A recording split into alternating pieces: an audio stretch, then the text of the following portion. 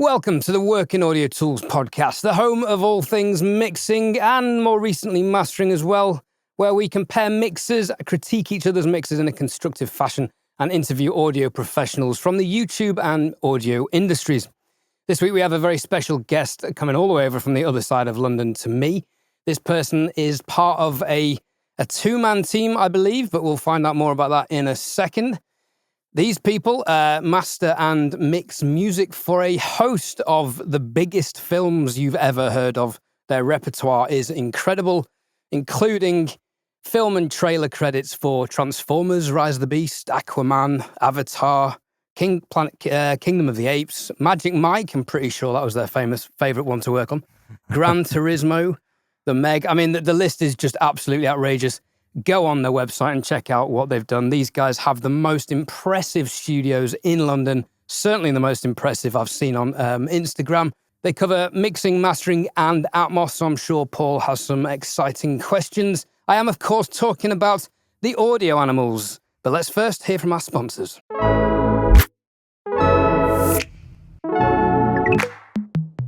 This episode is sponsored by Baby Audio, the maker of creative instruments and effects for music production. Baby Audio plugins are all about solving problems and adding character to your mix, from stylish heavy compression with the IHNY2 to dynamic resonant control and suppression with Smooth Operator. Head over to babyaudio.io to learn more about their extensive range of plugins and get 15% off any order with the special Working Audio Tools code that we have got generated on your behalf, WHAT15 at checkout. There'll be links in the description below.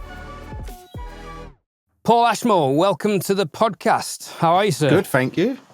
Cheers for having me. I should mention your partner, of course, Nick, who is Nick Birchall, who is obviously one half of your team, but it's just yourself today. Welcome. Thank you for coming on. Now, we have lots of questions, and already you've told us we can't ask you about some of the most important things we were going to ask you about for NDA reasons, but that is the peril of being at the top of the business. My first question for you is, for those who don't know who the Audio Animals are, please introduce yourself and explain. Yeah, so I'm Paul Ashmore. I am the mixing and mastering engineer here at Audio Animals. We are a online mixing and mastering company, and we were one of the first to go to the 100% online only service-based thing.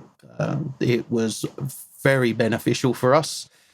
We've been doing it nearly 13 years now.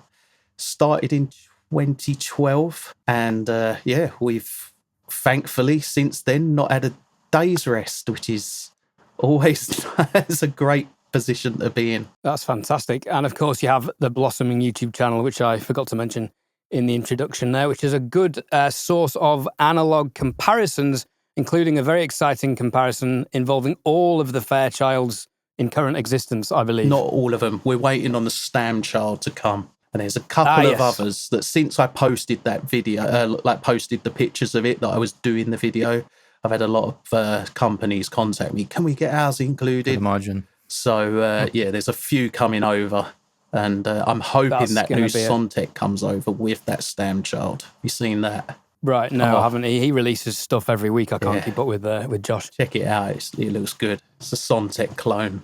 Now, for anybody that's a little bit unsure now, you would like to think anybody watching this podcast knows what a Fairchild is. It's arguably one of the most famous compressors of all time.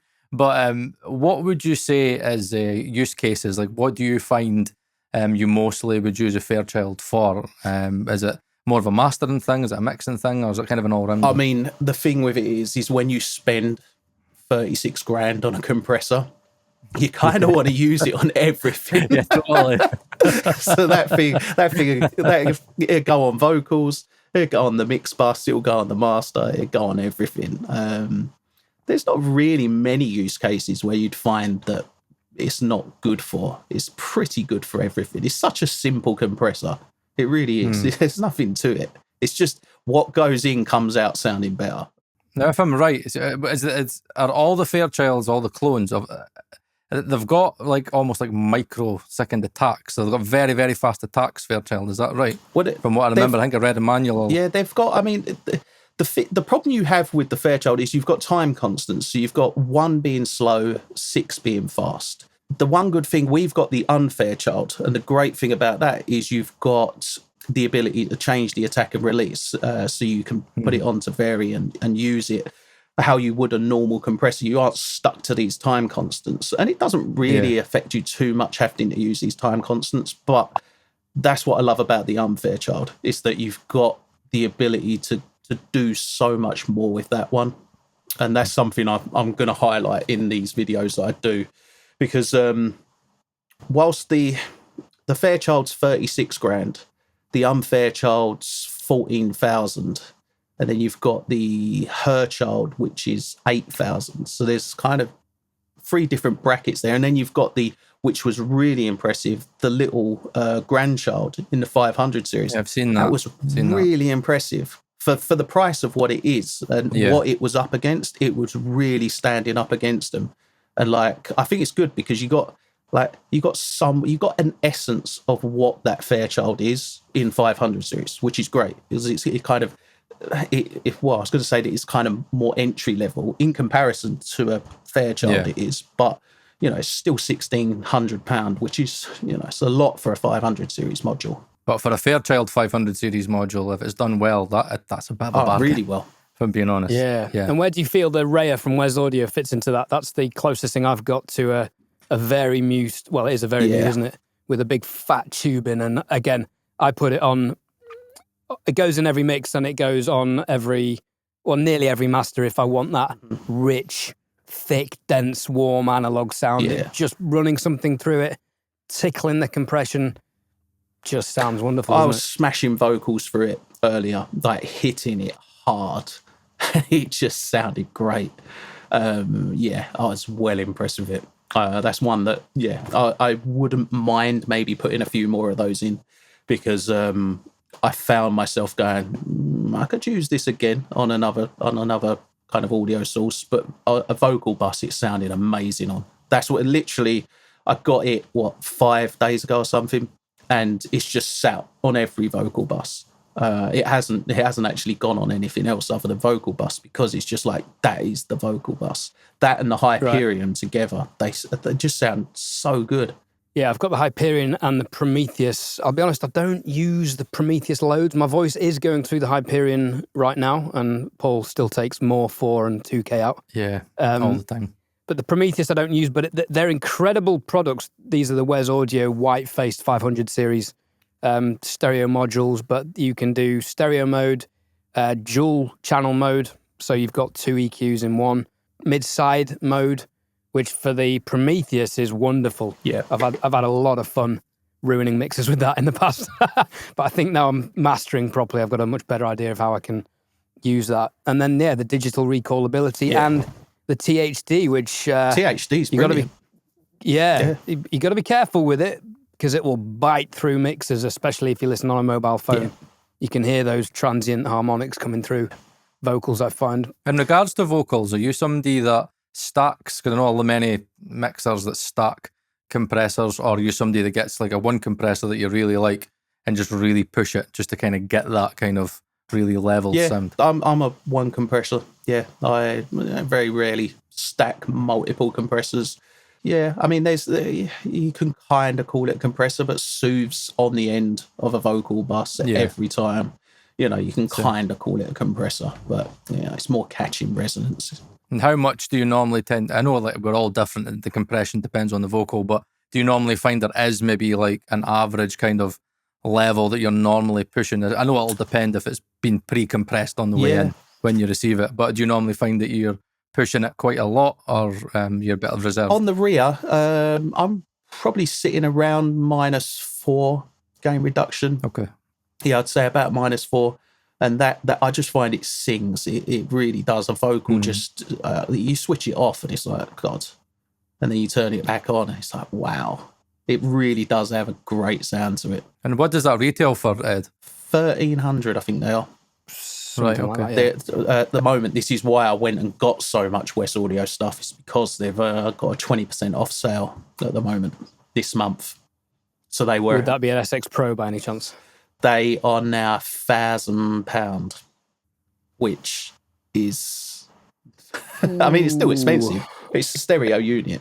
I can already see Ed's little But, imaginary basket getting filled up there. I'm conflicted because I might be about to spend the most money in my life that I'll ever spend on something. And also I'm considering swapping the PSIs there. I've said it in public, finally.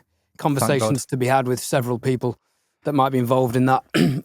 So anyone who's watching on YouTube, this podcast is, of course, available on all the streaming platforms. So if you're listening on the streaming platform, what you're missing is an incredible view of what is behind Paul, which is one hell of a set of speakers.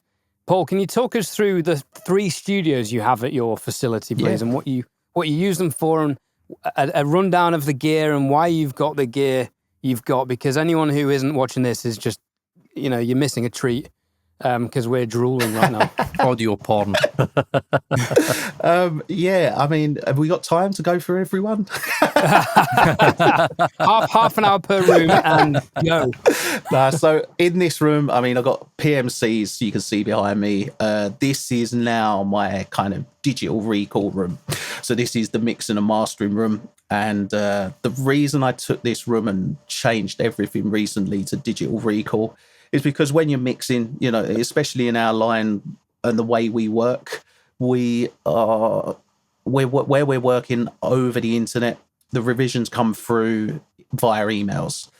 So if a client was in the room, we'd just kind of go, it's done, finish the mix.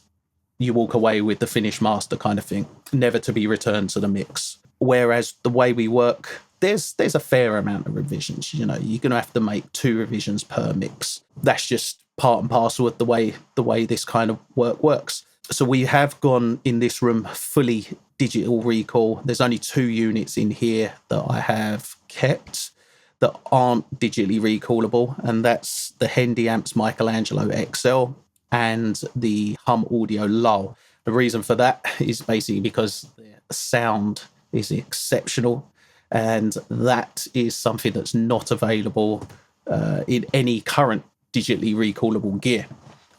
So then as well, we got the Better Maker rack here. I've got a West Audio rack, West Audio Titan rack, Carnaby, and the Michelangelo and the Hum Audio Lull. Behind me is the Avid S4, which is a digital console. It's basically a very big, expensive door controller. It's just, yeah. I mean, the thing with it is it is very expensive and overly priced. If we're all honest, for me, it's the amount of time it saves me. I mean, I can mix 10 times quicker than if I was on a mouse and keyboard. That's 100% sure. Yeah, and then next door, we've got Studio C, which is basically the majority of the gear that came out of here has gone into there. That is used more as our kind of mastering studio for film. And the reason for that is the film work, especially libraries, has a record time.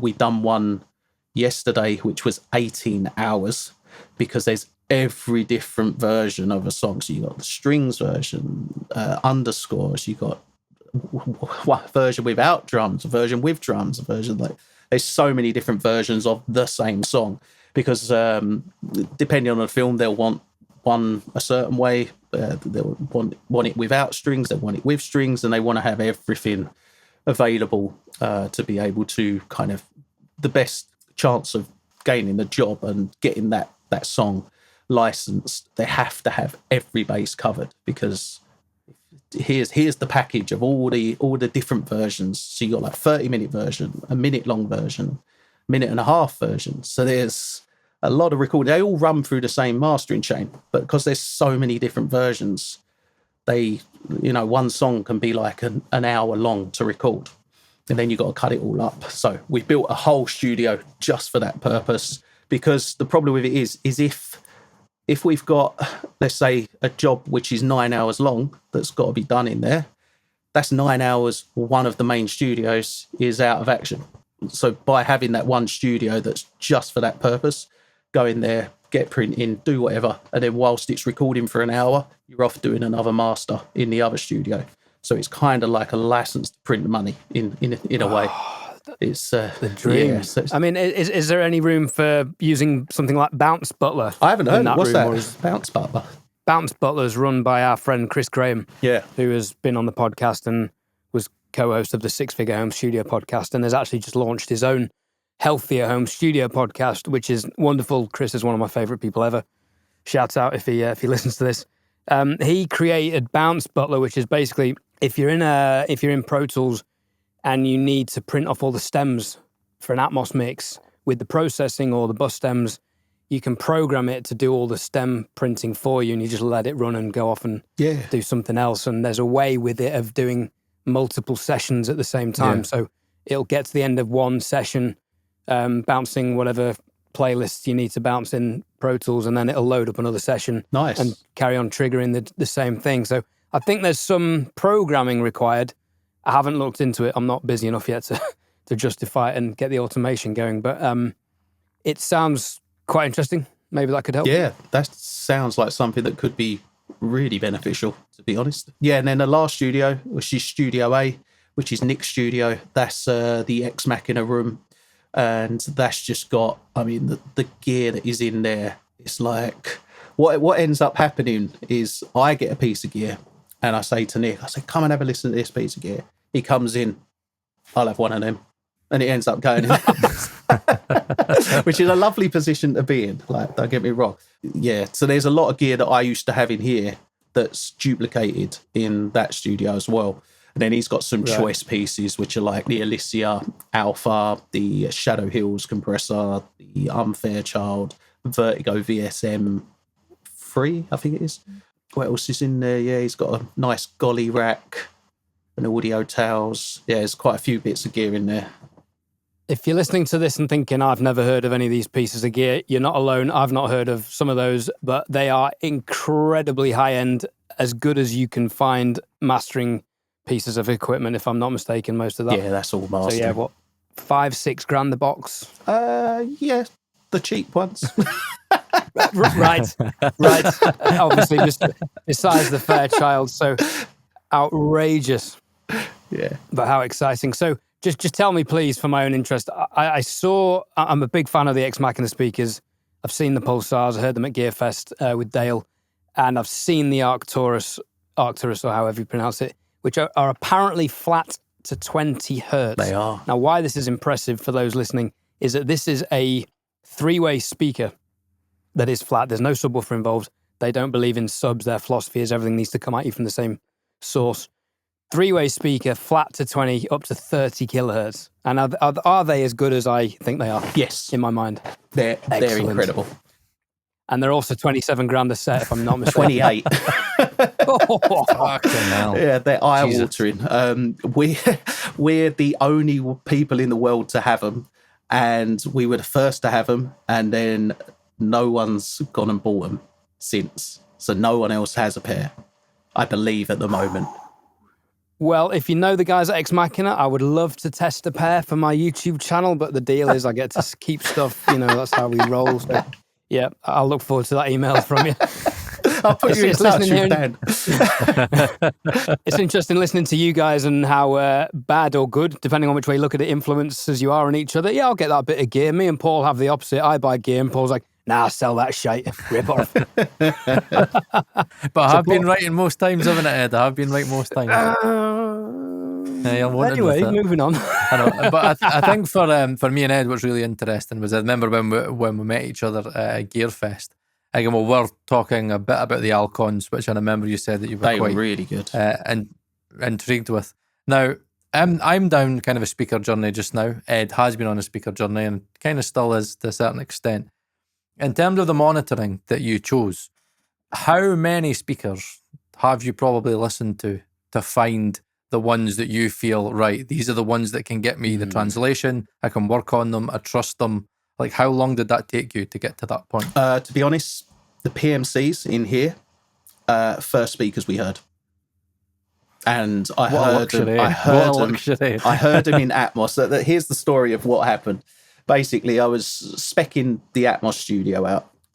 So I was speccing it out with Dale at SX. And he said, look, the best way to kind of pick your speakers is let's take you about, and we'll take you to various different Atmos studios, and we'll, you know, you pick which ones you like the sound of most, and then we'll spec them from there. So we literally went to the PMC showroom. That was the first stop. And we went in there, and they absolutely sounded incredible. It blew me away. And we left there. We went for dinner, and I sat down with Dale. I said, let's just get them. I love them. I said, they're the ones. And I love the fact that they were soffit mountable. You know, I love this idea of being able to put like a wall behind me of speakers, and it's just like look at it. It's like the kind of that was my dream, of just having a wall of speakers. Like, people have accused me of it being AI, like a picture of a green screen or something. I was like, that's real. I know. It's real. I could probably see why they think that, because it is that impressive. It's just like, what the fuck? Yeah. But Paul's background's real as well.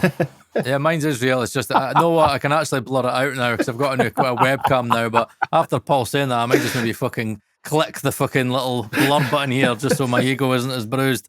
Ladies and gentlemen, the news flash there was Paul Third has spent some money this week. Fucking cha-ching. £200, man. Fucking my credit card. Can't the even world is a better can't place. cope with that on a webcam. Jesus. It's good, I think, that you were able to find a speaker that you resonated with straight away, because somebody gave me a hard time online. Wow. Fucking, who would have thought of that? But someone that disagreed with you. Yeah, would you believe it? What I find interesting is that, as much as, you know, like my tight Scotsman in me is like, no, we don't spend money.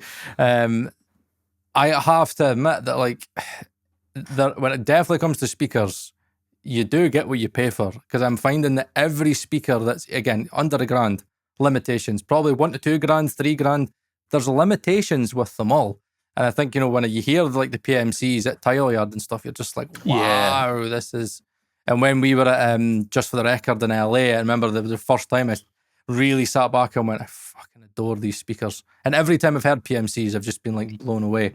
But it is scary to me, like, genuinely, to get that quality in speakers that you can trust, you do have to invest. That is like, I'd love to be that person to say, no, you can just get a pair of Yamaha HS8s in a shitty treated room and you do fine. No, I can't say that. I really can't say that. 5 in the podcast if you ever say that. But yeah, I think other speakers out, I mean, are you at a point now, because you've been doing it for so long, where you do feel you probably could mix on like really any speaker? Because I know that's a thing that many people say to me, where it's like, if you learn your speakers, you can mix on any speaker. I don't go with that. What's your kind of feelings on that? My opinion is, I know mixing on good speakers in bad rooms, and I know mixing on good speakers in good rooms, and I know how many revisions I would get if I was mixing on good speakers in bad rooms. The room is so important. Like, you could probably put a half decent pair of speakers in a really, really good room that the speakers just sound incredible in, and get a great mix. But you can't necessarily put a really good pair of speakers in a terrible room and expect it to sound good. And it's kind of like, you're only as good as your weakest link kind of thing. And no, 100%. the room is just so important. I went from a rubbish room into a really good room, and I know the difference myself, how much it made. I know I've had to move to my Atmos room now, because like, this room is decently treated. You know, I mean, I've got like some GIK stuff, but I know in my heart of hearts that it's just decently treated. You know, I mean, it's got a decay time of like between 150 to 200 milliseconds, but still, I've moved my stereo setup into the Atmos room now, and straight away I was like, yeah, I should have done this from day one. You know what I mean? My Atmos room is just completely like treated to the hilt. And you're right, it's a massive, massive difference. And if you get great speakers in an amazing room, night and day, that should be you. There's no excuses then. There is no weak link. The thing with it is I always say this, it is, you're only as good as what you can actually hear. If what you hear is perfect, correct, it's very easy to mix and make something 100%. Sound great.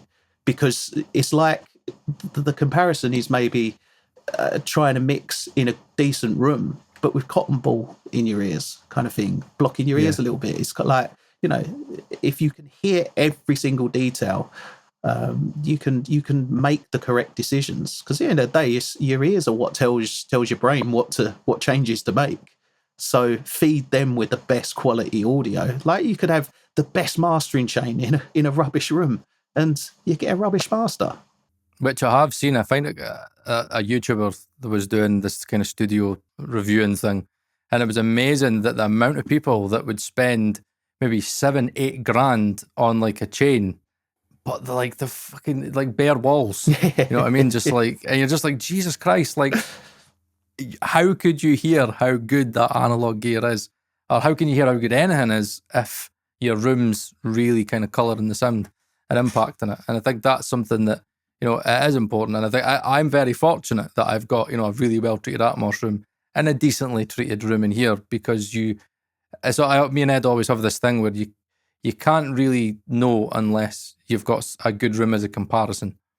Because you can get used to the room, but it's only until you've got that comparison where you say, right, I know for a fact this is the limitations of what I have in this room. Yeah. So in regards to the treatment in your room, did you get a acoustic designer, or did you kind of do the DIY route and kind of just do it yourself? Yeah, I mean, we built all these rooms, every room in our studios, we built them all ourselves, just because we wanted to be the people who were making all the decisions, making every kind of, we did a lot of research into what the room should be like and how it was best to put it all in.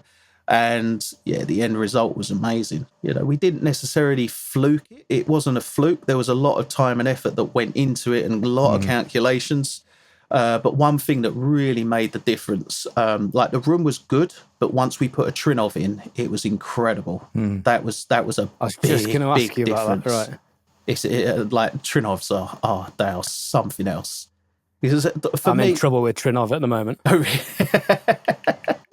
I did a video questioning the quality and accuracy of their crossovers with my subwoofer journey that I had, and apparently this went up to the head of Trinnov, who is, I don't know if I should talk about it, but I'm honest and open.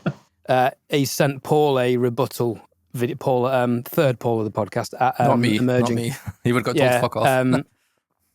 To send me some information, which I haven't received yet. And the theory is I'll be doing a rebuttal video of my own, but I've since found more problems with it that I'm going to bring up with them. Which one is this? On the Nova? This is the Nova, I should point out. Apparently these problems are not present in the other models, so it is just Nova specific as far as I'm aware. Because we've got an MC Pro in here, 16-channel Dante.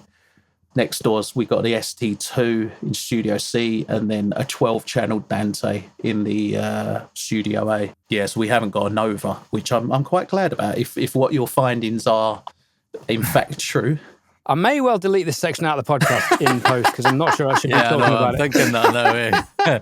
However, it is interesting because there are flaws with it. I've paid $5,000 for a box. I can't use it with my Amphions because it introduces horrendous cabinet resonance. And this is corroborated by someone Paul and I are quite close to.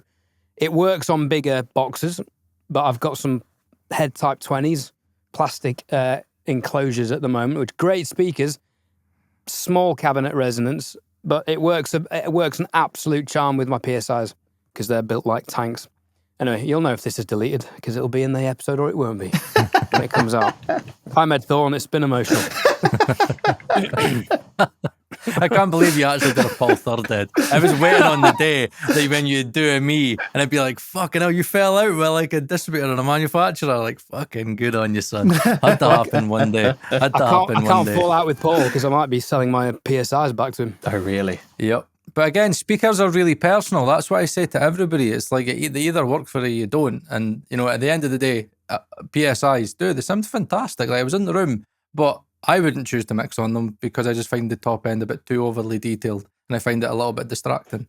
But that's just me preference. Like, I'd actually love for somebody to come in Paul's room and be like, don't like it at all. I'm not going to go, no, I'm sorry, but the HS8s, no, you just can't beat them in my room, unfortunately. I don't like them. It's, I always say, like you said, they sing to you, they speak to you, and they need to speak to you a certain way, and it's all about the translation that matters. And if Ed's feeling that his translation isn't working the way same as the Amphions, then for the investment that Ed made, try someone else. It's just a bit like Goldilocks. You just keep on, trying until you find it right, and then what I've always been told is when you find that right monitor, do not change it. Do not get distracted. Just stick with it. Unless you've got translation issues. And I've got no chance changing mine. They're all sunk into the wall. I'd have to rip all the walls out. It was our friend Andrish who nailed it. He said, from what you're telling me, it sounds like what you hear in the studio on the PSIs, you don't hear outside of the studio. But what you hear in the studio on the Amphions, you hear outside on every other device. That's how it should be, though. Yeah, 100%. And there are going to be people coming at me being like, well, you struggled with the Neumanns, you struggled with 10 grand speakers, maybe the problem's with you. Some guy even commented on that. He was like, why don't you work at McDonald's? I was like, I might do. I'm not ruling it out. It could be fun, who knows? Love a strawberry milkshake. With your Chord Mojo 2 and your fucking MX4s. Just like, fucking still rocking it, guys. Still fucking rocking it. Yeah. Oh, yeah. So, we should move on to headphones, shouldn't we? Do you do any work on headphones? I reference with headphones where I've got the Aldi's LCDX. They're great. They're just literally for referencing binaural and just reference headphones. The thing is where you got... I was expecting a conveyor belt of Dan Clark Stealths, MX5s. I'm not massively keen on headphones. Yeah, I'll put them on. I'll reference with them. And then that's about it. I'd much rather listen over speakers. I've got a lot of mates who, they like to work late and they're either in bedrooms or they're at studios where, they have to keep the noise down a little bit. And, they're all on headphones from the hours of like 10 p.m. onwards. Thankfully, I don't have that situation. So I just don't really wear headphones too much. If you don't have an in-house mastering engineer like we're fortunate enough to have with Marcel at Actu Make with the working audio tools, DistroKid have you covered. For just $99 a year, you can buy unlimited mastering for all of your tracks in tandem with unlimited releases via DistroKid. Mixea from DistroKid uses AI technology to measure the EQ and the dynamics of your track and then present you with numerous options to tweak and customize your master. You can flip between the original and the generic mastered option.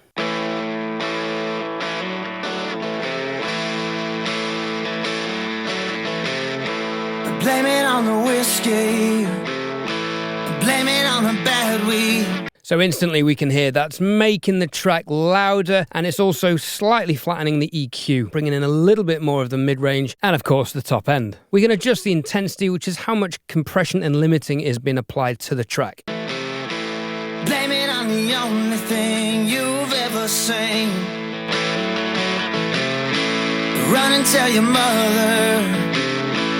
Blame it on your brother.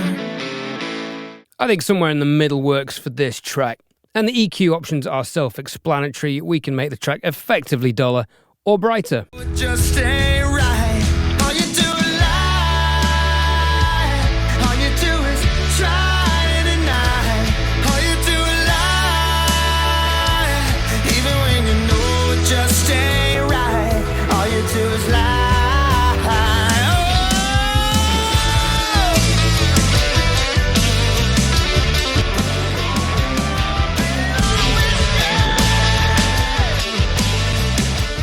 Download your mastered track and release it as easily as you do all of your other unlimited uploads. Get 30% off your DistroKid subscription using the Working Audio Tools VIP link below. So what volume, what decibels could you get to with that PMC setup? Oh, I don't know. Loud. Like, I don't know. I've not really tested to see how loud, but yeah, there's loads more than what I can, like where I'm at the moment. I could crank it up as much as I want. The Arcturus go even louder. They literally like rock the place.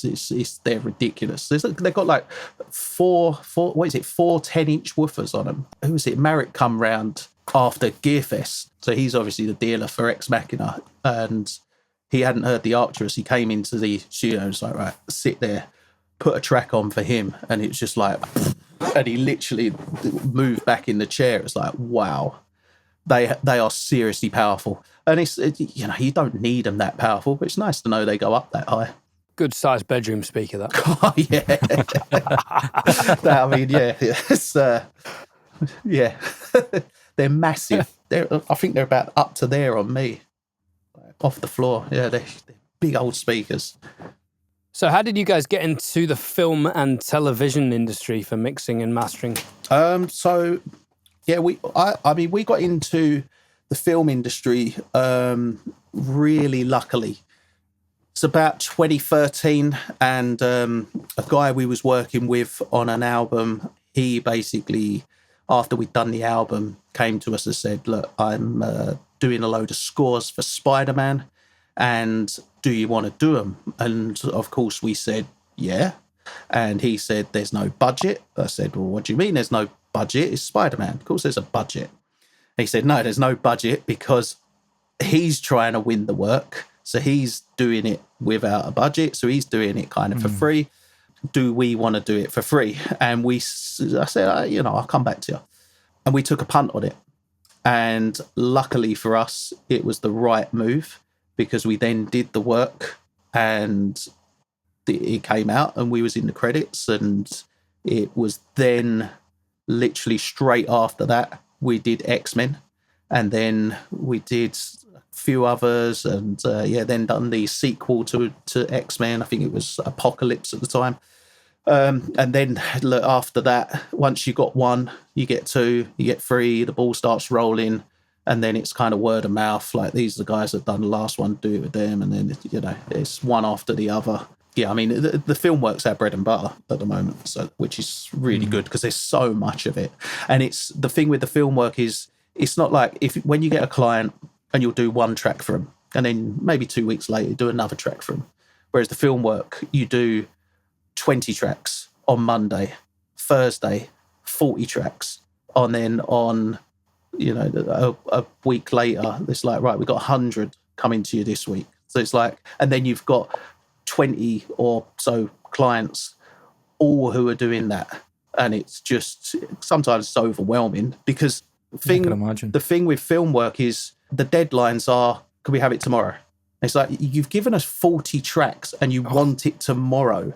The only saving grace is the majority of these companies are in LA. So when you're working with LA, their morning their morning is like, you've still got another day. So if we've got to deliver it to them on their desk for 8 a.m, we're then 4 p.m. kind of thing, or 2 p.m. So you've still got a little bit more time to play or the next day. So yeah, but it's challenging work, but it's really fun. And half the time, well, more than half the time, about 90% of the time, you don't know what you're working on. They're just songs. And they all sound very similar. But you're doing, like all these songs, and then it's like you'll find out much further down the line where they end up going. So do you get roughs like of each, or do you kind of have to? Is that part of the relationship you have? Is that they trust you? You kind of know the sound of it? It's basically you get sent the mixes, and there'll be maybe 30 different mixes for one song. You'll do the master and never need a revision. It's just like, that's it, done. It goes off, and it's really good work to be in. And yeah, I mean, it's the work that brings in by far the most money. Because it's a conveyor belt of song after song after song. And how do you deal with the mental load? Because I can imagine that overwhelm of having to do that much in such a small period of time. How do you deal with that from a mental perspective to not get? I mean, have you had points where you've been like, "Oh my god, this is so much!" Like, and it's close to the deadline, and like you start panicking and stuff. Like, how do you deal with that? Like, because you're having to do it on a weekly basis. It's, to be honest, it's not been any other way since like 2013 or something. Say 2014, it started to really kind of skyrocket, and then it just keeps going and going and going. It doesn't stop. Like there's film after film after film that goes out, and then it's not just films, it's like TV. Then you've got the rise of like YouTube and stuff where people are licensing music for those purposes. They're cutting down on people using like stuff and not licensing it for YouTube. So people are licensing audio And it's just to be honest, like I watched your video, Paul, a little while ago about that same subject. I can relate to it. I've got no other option, to be honest. And is it just something that I know what is probably the best way I'm going to take a punt here to describe you is that some people work best, Under pressure. when, when they're kind of drowning, you know what I mean? Some people either sink or swim, but obviously you are, because it's proof that you just swim. And it's just like, right, okay, this is what I've got to do. I'm getting weighed down and I'm still have to get to the top here, but yeah, I'm just a swimmer, and that's just your character. Yeah, I guess you just so. bash through it. I mean, the thing for me is every single day I know how fortunate I am to be here. Yeah. So, like, if someone says to me, "I've got 5 tracks, can I get them done in one day?" Yeah, of course you can. I just stay late. Mm-hmm. It's it's just I'd never say no. And some people they do say no, and then I say yeah. And then they come to me, and then they're a client, and then they're forever a client kind of thing, because I never say no. So, yeah, I'd love to. I always try and get home for like 5-6 o'clock so I can see the kids before bed. But it's like, this thing, doing this at, what's it now, 8, half 8, 20 to 8, 20 to 9. It's like, you just don't say no, because these sorts of things are beneficial to you, building your brand, building your business. I could have said to you, "Oh no, can we do it during the day? Because I want to get home to see my kids." It's like I see them all weekend, so it's all good.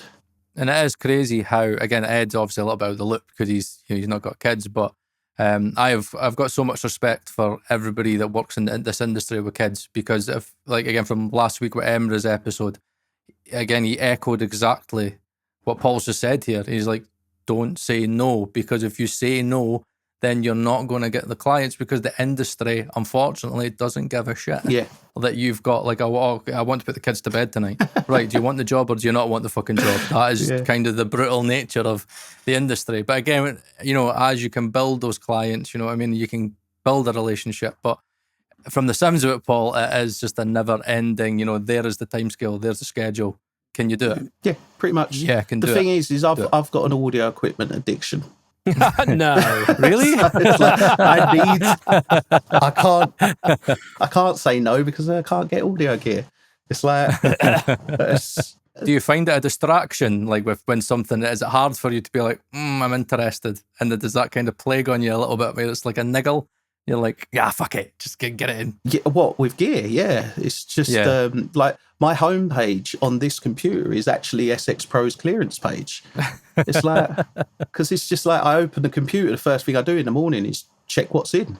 If something new's got put on there, I'll go on Sam with Make Noise, check what he's got new. It just gets to a point where it's, we need to start some sort of group where we all go meet every week and, hi, my name's Paul and I'm addicted. I can imagine it, just you, MSM, Streaky, just like all the London-based guys, like, and all really, they just look at each other and go, yeah, this is the wrong room for us. We're the wrong people to be in this room together. Have you tried that? Yeah. No, I've not tried that. Have you tried this? Oh, how about I swap you this? You'd have to meet at MSM studio, though. So, Paul, we had a really good conversation with Nick from Panorama Mixing and Mastering last week about pricing psychology, which is very much on the forefront of my mind at the moment, and that seemed to resonate with a lot of people on that episode. I'm looking at your website at the moment, and one thing that has always struck me... I know where this is going. Forward. Right. Okay. So I probably don't even need to ask. So the advertised rates are very competitive, but actually going on the website, they're actually quite impressive pricing, and you've got a very intelligent pricing structure. For those not looking at my screen right now, there's prices for stem mixing of processed stems, prices for multi-track mixing of raw audio stems, and collections of different amounts of stems and different prices accordingly. And then turnaround times, mastering on top of that, Dolby mastering, and various different add-ons. And it's I encourage people to look at the website, audioanimals.com. .co.uk. Sorry. Sick, Ed, get it right. That takes you to another different website. That was actually probably about animals. So I mean, your prices are enviable, to say the least. I'm very impressed actually looking at these. But where do you sit on luring people in? I mean, what's your philosophy behind advertising mixes from £100, mastered from 50, and then actually the reality being quite a bit higher? Yeah, so basically, my philosophy with it all is there has to be an affordable base rate. So it has to be something that anyone can technically afford. With mixing, it's £100. Majority of people can afford to do £100 on a mix, and then it's £50 for the master. So it works out £150. But there has to be something that's a base rate that you can build from. So if there has to be something that people can afford, because you don't want to. What you could do is you could go, well, I'll just do mixing, regardless of how many stems it is. It's £500, £1,000 per song. Well, now you've blown yourself out the water for probably 95% of the market. They're not going to work with you because some people, they're not making massive amounts of money on their releases. So you have to have something there that is a base rate that people can then work from. And what you'll get is the majority of people, when they order mastering with us, they'll order the mastering at £50. They'll then add the Apple Digital Master onto it. They might add an alternate version of the master, like being instrumental, for instance. And they end up adding it up to about, 80, 90, £100, around that mark.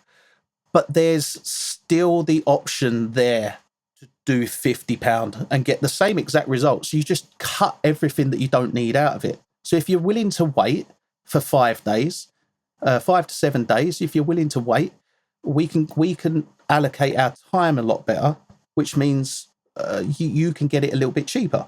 Or if you want it tomorrow, it's £20 extra because we'll stay late. And you're paying a little bit extra fee for us to stay later out of our time to do that work.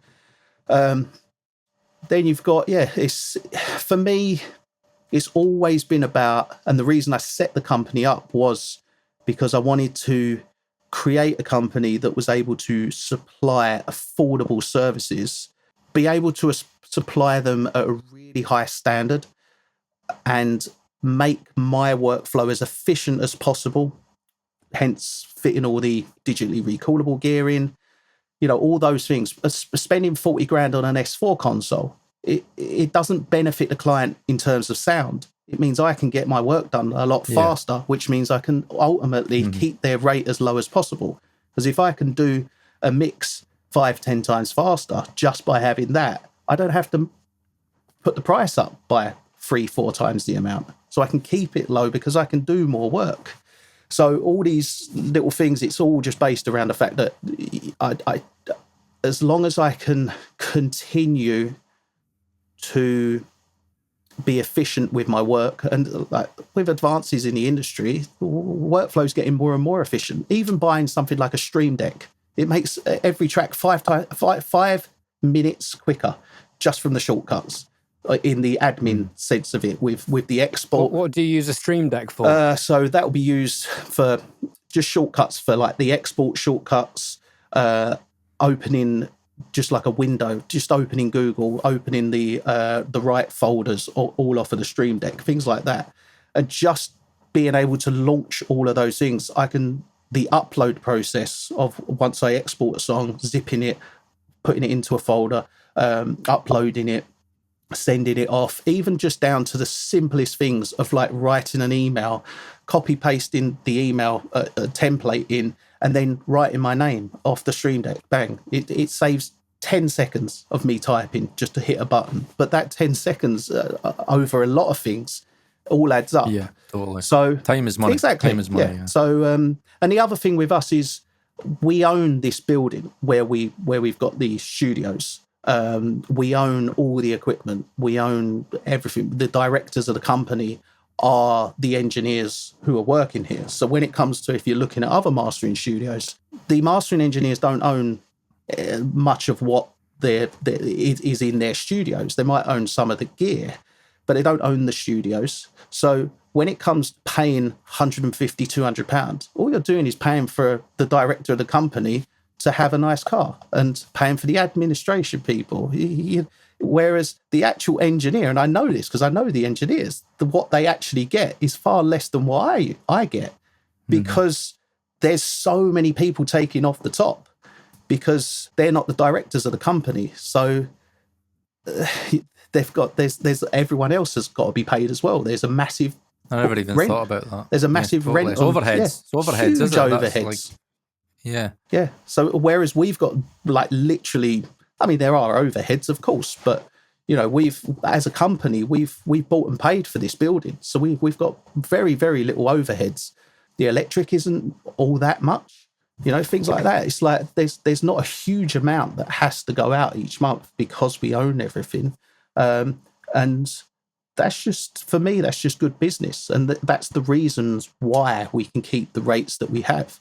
And like, look, I could put the prices double them, triple them if I wanted to, but the thing is I don't particularly want to, because it's going well as it is.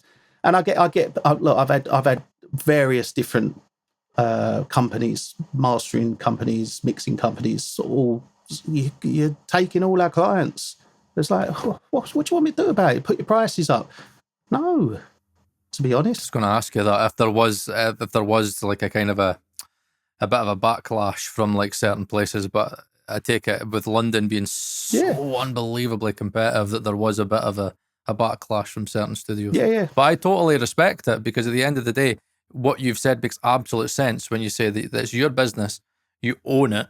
So again, and I never even thought about all the cream off the top, as Nicholas says all the time in Panorama Master, and it's all cream on the top. Where again, if you don't have to pay that and that, and I mean, is there any assistance there, or is it just you and just Nick? me and Nick? Yeah. Right. So there's no assistance, no. and there's no anybody else you need to pay. There's no one else, because we don't have attended sessions. We don't have to have like public liability insurance for people attending. Yeah. All the things like that, which our insurance is a lot lower than what other people are paying in insurance, because we don't have to have the risk of, drinks being spilled on equipment, things like that. Yep. And insurance for all these various different things. And then, I mean, it's just, I say it's a good way of just really thinking about a business model and creating this business model to kind of just be as efficient as possible. And like I say, it's like when you pay for us to do, say you paid £50 to do a master, we get £50 minus the tax and the whatever. Mm-hmm. When you pay £200 to another mastering engineer, the engineer probably gets about 30 quid of it. It's like, as well, as if say, for instance, I got a mastering engineer, I stuck him in this room and then I sat in the office kind of thing. And then I put the rates up to £100 and I gave this mastering engineer I had in here, 30 quid. And then per track, and he'd be happy. And then I took 70 just for sitting on my bum. And I could do that, but I don't do that because I love what I do. And I want to be, sitting in here. No, I think it makes complete business sense. I think this conversation here has probably been one of the best that I've had in regards to understanding pricing structure, because it makes absolute business sense to me. Everything makes logical sense, because what you're doing is when I was in sales years and years ago, it was always about, you have some brands that their whole brand is, like an upper tier brand. They're like, we don't care about the riff-raff, fucking horrible way to say it, but, some of the best businesses, in the world, the most successful, cater from top to bottom. Yeah. And if you can cater from top to bottom, then again, your business is always going to grow, exponentially. Yeah. And I think it's a very, very, very clever business model to have, where you can build it, just build it in tiers like a cake. Definitely. And you can just add more to it. It makes absolute sense. So it's not a case of, look, they're undercutting the industry. They're just going, no, we're just breaking it down and saying, right, if that's all you need, that's what you'll pay for. But if you want X, Y, Z, then that's what you'll pay. Exactly. Makes absolute sense to me. I'm going to take a lot of thought about it. It's like for my studio. It's like like what Ed was saying about the stem mixing or raw stems. It takes twice as long to mix raw stems. So 100%. If you want to deliver raw stems, it's twice as much. It's just makes sense. Yeah, because I was struggling with pricing for mine, but I never even thought about really taking the time to break that down and be right, okay, well, actually, I could do it for that because it's not going to take me longer. However, that would take me longer. You know, you get some people have got, one fixed price, but it doesn't need to be that way. And I've taken a lot from that model. I think it's very, very clever. And I think it would work very well for me. It's worked incredibly well for us, and I can't see us changing it anytime soon. It works really well. It's something that I've been kind of over the past 12 years, just kind of refining every now and then, adding something else. Like, when we got Apple Digital certified, brilliant. It's an extra £20 for Apple Digital Master on top of the Master. So it's just an extra layer. And then Dolby Atmos starts becoming popular. Right, let's fit a Dolby Atmos studio. Now it's an extra X amount to add Dolby Atmos to your mixing. And it's just a case of, there's everything there. If you want it, like I had a client the other day, for instance, he put an order in for one song, £1,600. It just had pretty much everything put into it. And then the next client after that, he paid 150 quid. The end result is exactly the same. It's just what you want delivered back and what you want to deliver. If you want to deliver 100 stems raw, it's going to be £1,000. If you want to deliver 10 stems that are processed, it's £100. And the end master is very much the same, but it's just how you want to deliver it and what you want back. So are you doing your mastering and mixing if someone comes to you and says £100 mix for, a handful of stems and then a master? Are you doing the mix in one session and mastering in another session? Or are you doing it all in the same session? It depends. At the moment, because I've got all the digital recall gear, I'm kind of top-down mixing into the Lowell and the Michelangelo over the mix bus. And then I've also got the West Audio bus comp on that mix bus as well. And the thing with that is I don't consider that a master, but it's the way the Lowell works. It's very soft. It's very subtle. It's not like if I put, like, for instance, the Better Maker limiter over the mix bus, about it. That's a very heavy limiter. It feels heavy.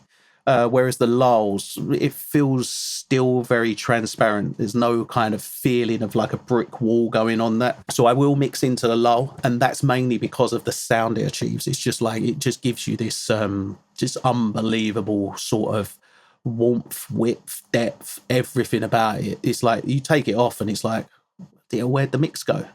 Kind of thing. It's really impressive. What I will do is I'll mix with all the analog gear to create what is essentially a mix, and then I will always take it into a mastering session and master it separately, because as well I want to almost take a break on that song before moving to mastering. And often Nick will do the mastering, because again with like the pricing structure, it's like when you go on to select your mixing service, you can select which studio you want to do the mastering in. So some people, they want to go get Nick, because Nick does their mastering normally, for instance, and I'll be doing the mixing, and then they want to get it mastered still with Nick, so they can select to have Nick, which at that point I'll print the mixes off, send them through to Nick. Nick does the mastering.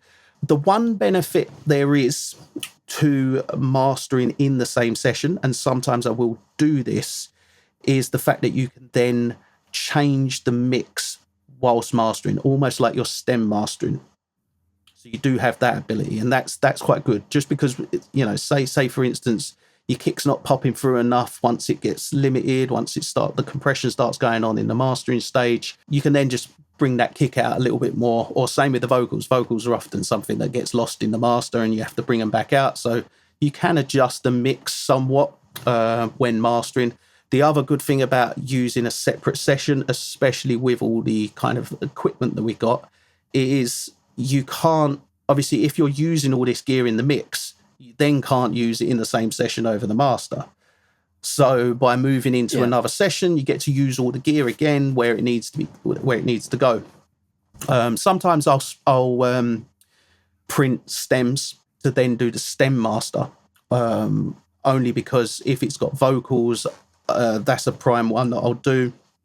Print the instrumental, print the vocal, and then I've got each of those separate. So if I do need to raise the vocal 1 dB, turn it down 1 dB, I've got control over that volume in when mastering. All right. Now, great we stuff. need to have a little bit of a chat. Now, it won't be long because as soon as I mention Dolby Atmos, the internet's going to go, no, I'm not interested. Fuck, I'm just getting into it now.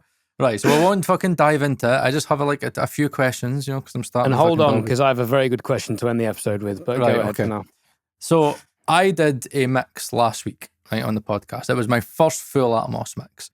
And what I decided to do was I said, right, my stereo mix is going to be the stereo fold down. So I'm going to do it all from Atmos in Scratch. And the stereo comparison is going to be the fold down. Now, what Ed felt and many other people felt was that it sounded a little bit mono. And again, it was just maybe a little bit narrow. Is that something that you found with stereo fold downs, or could it just be because it's my first Atmos mix? Yeah. Maybe there's a certain way that you've got to mix an Atmos to kind of get that same kind of perceived width. Yeah. And the stereo fold down, or is it just a kind of a stereo fold down? So thing? the stereo fold down, pretty much zero benefit of Atmos into account. You might as well have mixed it in stereo. Whereas the binaural, if you set the binaural objects up and the binaural information and the metadata up correctly. Now, the thing with this is you can switch between near, mid, far. And certain sounds, it works great on.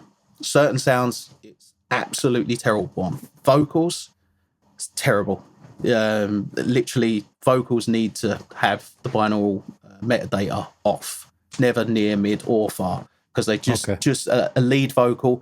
If you listen to it and switch from off to like mid, it just sounds wispy, horrible, and it just does not sound good. Same with drums. Majority of drums, hi-hats, just sound wispy and phasey and not nice.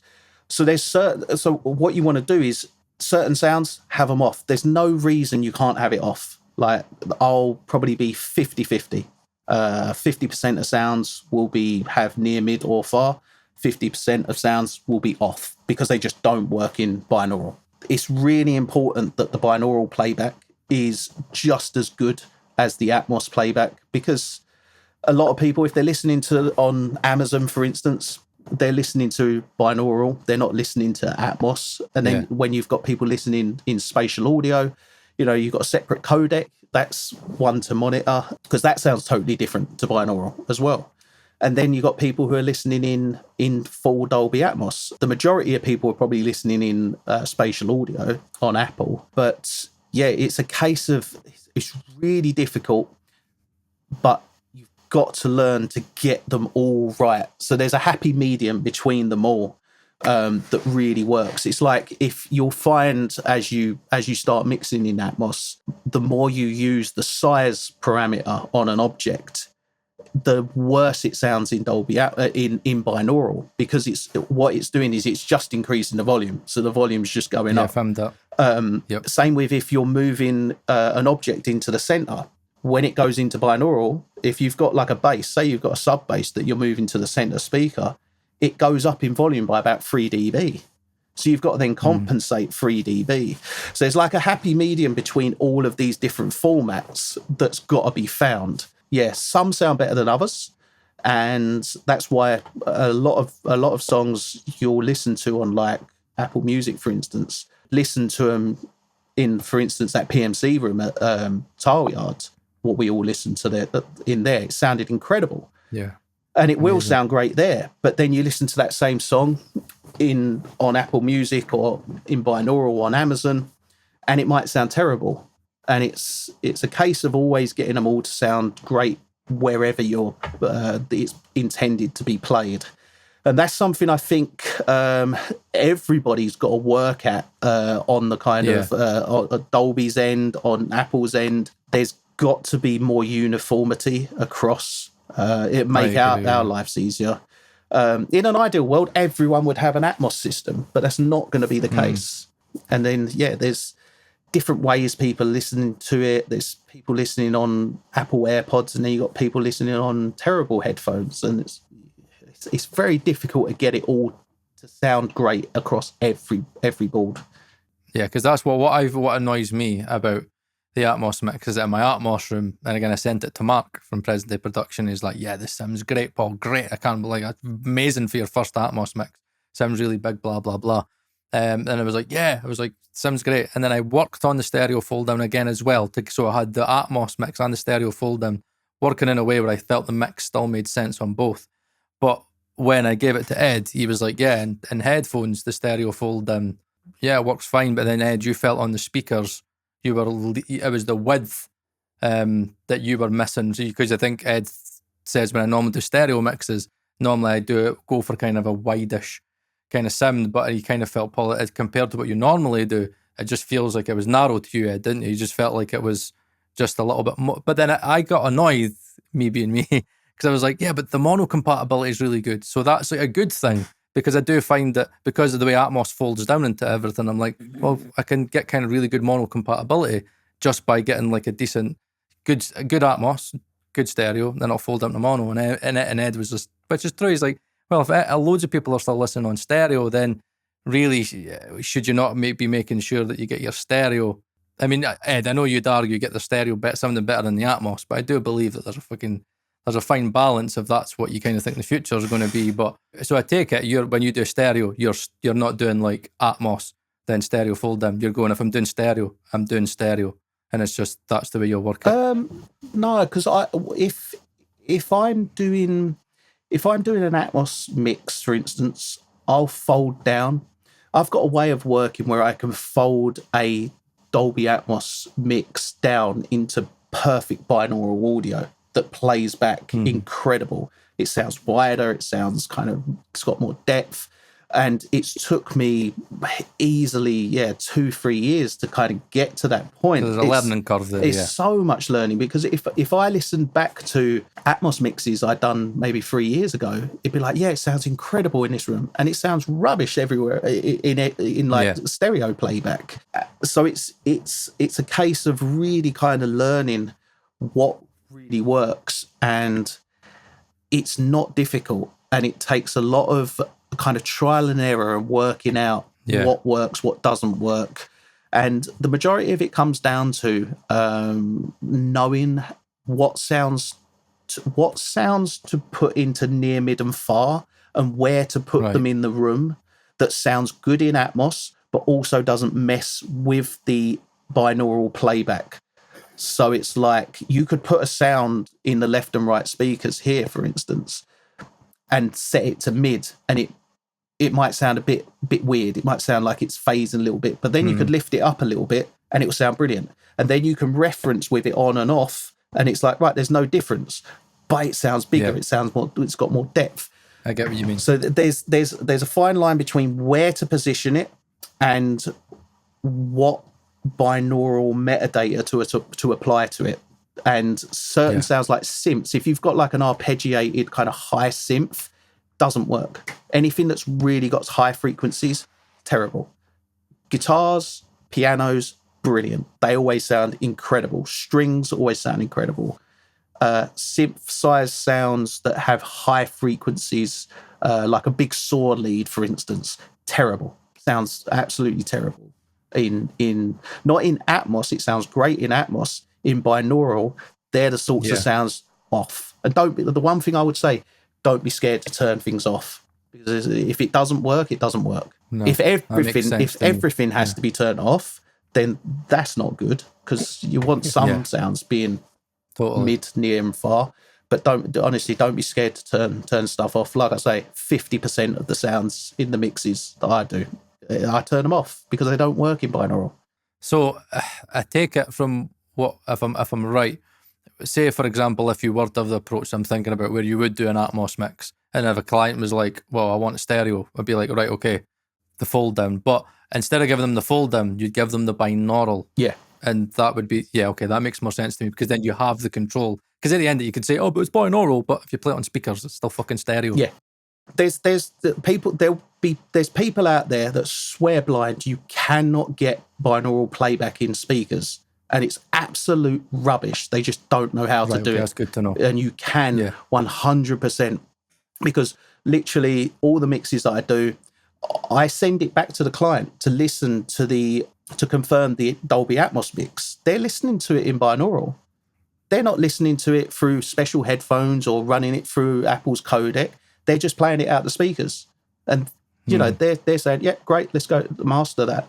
And know what, Paul? That is exactly what I wanted to hear. That makes sense to me now, because I do think, I think there is probably a limitation to the stereo fold down. As you said, you're not getting the benefits of Atmos. It's just taking it down. It's probably why it did sound pretty mono. But because I'm at the start of the journey, and again, I was listening to Mark. If you speak to Mark, Mark's like, fuck binaural, fuck it.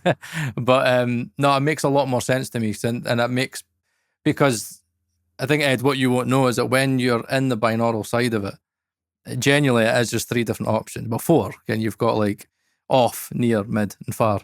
And I get what you're saying now. So if you've got it in Atmos sounding right and you want it to get it right on the headphones, then just get your binaural setting right. And then, as you said, it'll sound still great on speakers. But it's that that's going to take me a long time, and I accept that. Yeah. It's going to take me a long time to find how I get all of that to translate. Yeah. But I do believe, genuinely, if I can achieve what you're achieving now, then it's a no-brainer for me, because then I've got an Atmos mix and a fucking stereo mix that is going to work amazing in headphones and in Atmos. And if a client comes and I'm like, oh, I just want the stereo. Okay, I've done an Atmos mix as well, by the way. Yeah. Then you could use that tier system. Exactly, yeah. Right. So the reason I kind of formulated this way of doing it was because what I didn't want to do is I didn't want to have to go, right, there's a charge for the stereo mix, there's a charge for the Atmos mix, there's a charge for the Atmos master, there's a charge for the stereo master. And then it becomes like twice the price. Whereas if I can just go, right, I can do the stereo mix, I can do the Atmos mix, they're all in one. Correct. Then you're now able to just pay once rather than having to charge That's you exactly twice. where my head's at. Yeah. Yep, that's And it's exactly where my head's at. 100% doable. Yeah, good to know. Thank you. That has actually kind of alleviated a lot of stuff on my mind. And so, yeah, Ed, that's another fucking rabbit hole. It's trying to get the binaural, trying to spend time. So my mixes will probably sound fucking weird for the next 6 months when we do comparisons. Mate, I'm blaming 10 grand speakers for why I can't get my head around mixing, so what the F do I know about? This just sounds like a whole nother rabbit hole, translation rabbit hole, and I'm just getting my head around stereo translation, which I'm happy with. I'll leave Atmos with you, gents.